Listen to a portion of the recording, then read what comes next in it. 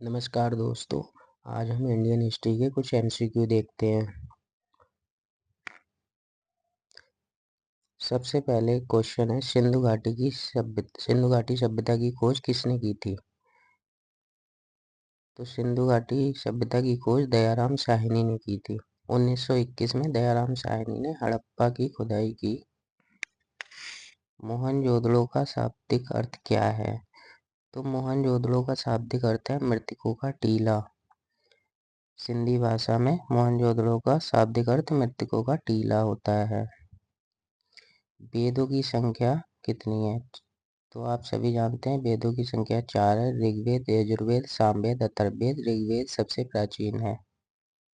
गायत्री मंत्र किस वेद से लिया गया है? तो गायत्री मंत्र ऋग्वेद के तीसरे मंडल से लिया गया है, जो सूर्य देवता को समर्पित है। गौतम बुद्ध ने अपना प्रथम उपदेश कहाँ दिया था?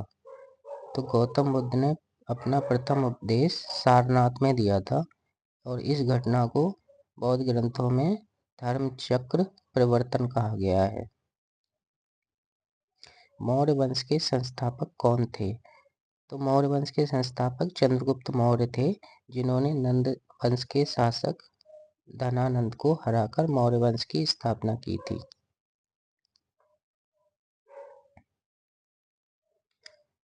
अगला क्वेश्चन देखते हैं, अर्थशास्त्र नामक पुस्तक के लेखक कौन थे?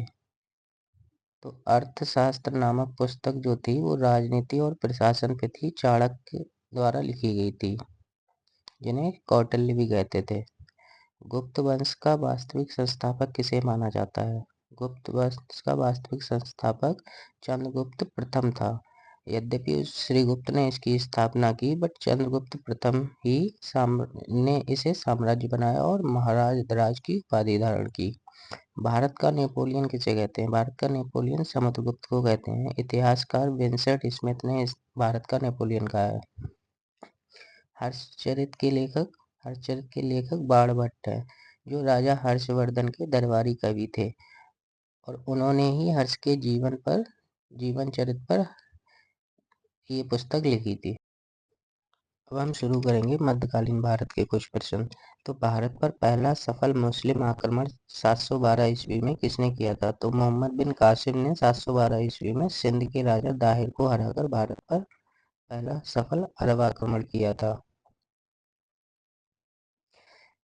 अगला प्रश्न है कि सोमनाथ मंदिर को किस आक्रमणकारी ने लूटा था?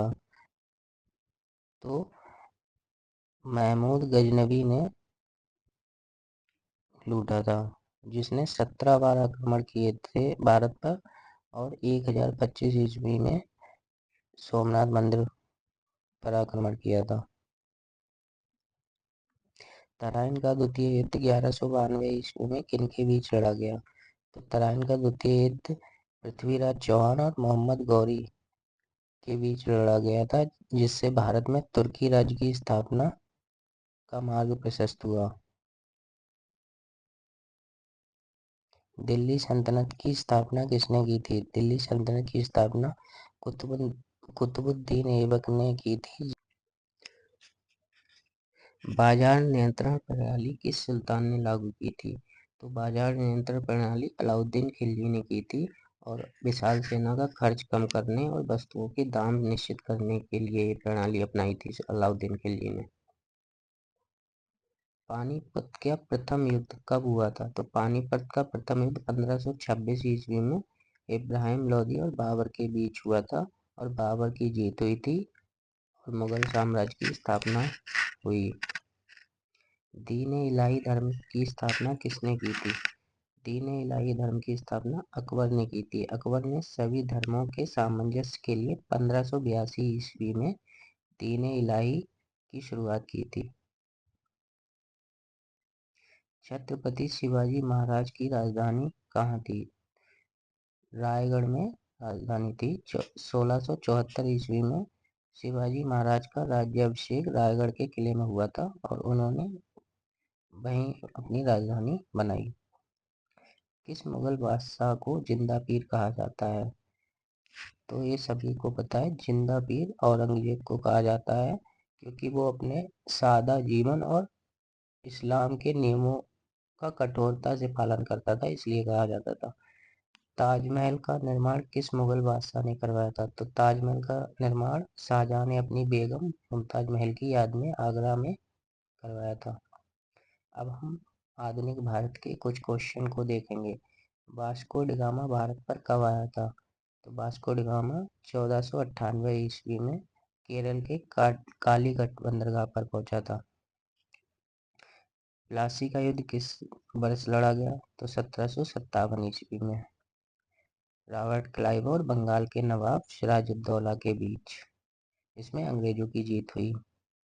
1857 की क्रांति की शुरुआत किस शहर से हुई?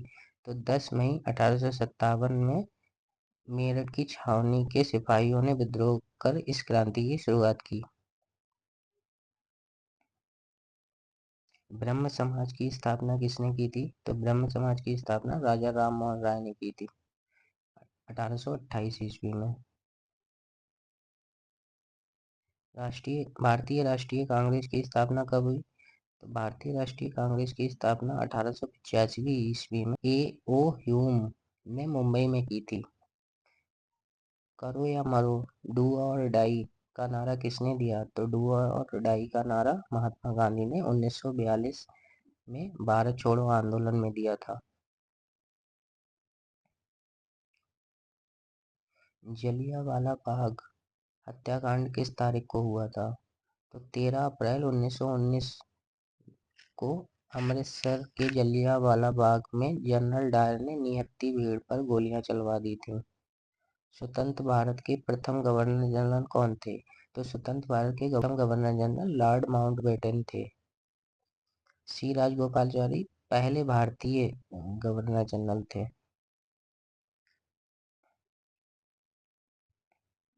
संविधान सभा के स्थायी अध्यक्ष कौन थे? तो संविधान सभा के स्थायी अध्यक्ष राजेंद्र प्रसाद थे, जो 11 दिसंबर 1946 को चुने गए थे।